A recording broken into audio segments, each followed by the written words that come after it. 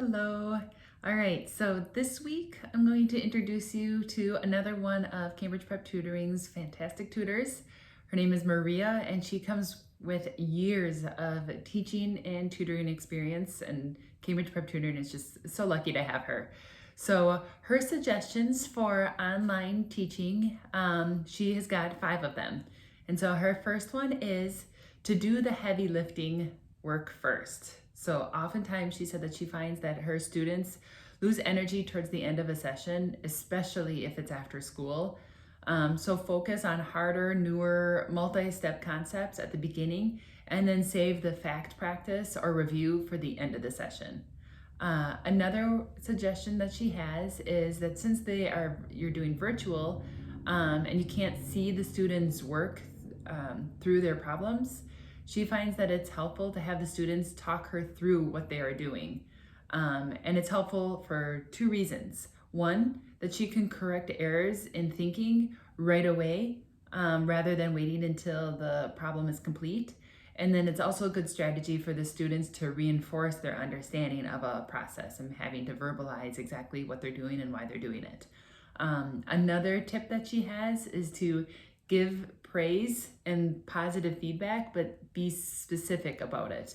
Don't just say good job, but instead be very specific as to what they're doing that is well, or why she's impressed with what they have accomplished.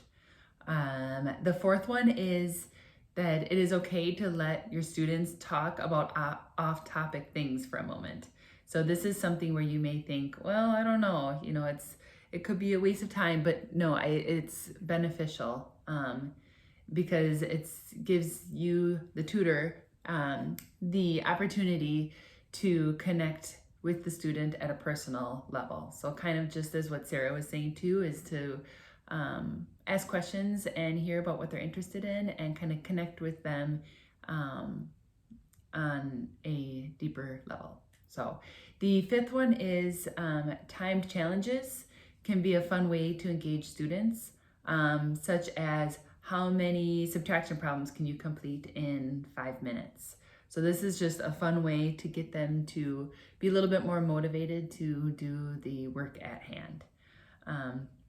So those are her 5 tips and tricks for online tutoring. And like I said, she comes with years of teaching and tutoring experience, and she just has a wonderful way of connecting with kids. And Cambridge Prep Tutoring is very lucky to have her. So if you do have any questions on online tutoring, or would like to be connected to one of our wonderful online tutors, please feel free to reach out. Otherwise, we will be talking with another tutor next week on online tutoring, our 3rd and final tutor of this online tutoring segment that we have going on right now at Cambridge Prep. So yeah, I guess that's it, and I will talk to you again next week. Thank you for watching. Bye-bye.